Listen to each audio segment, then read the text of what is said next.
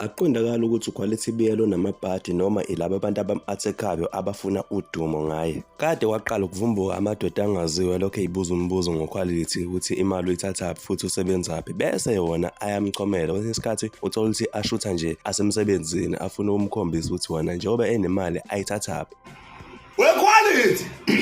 WeQuality! Hey, khuluma ndoda! Niyithathaphi ngempela imali nina lo mfana wamaJoda?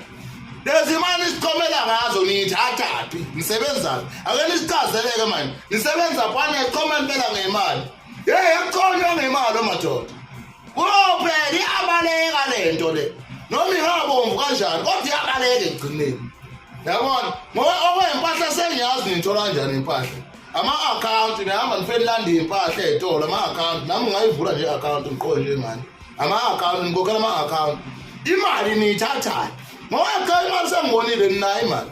Niyithatha. Where do you get money? Where do you get money? Where are you getting money? Tell me guys. Cause some companies as well. Where are you getting this blue, these yellow ones? Huh?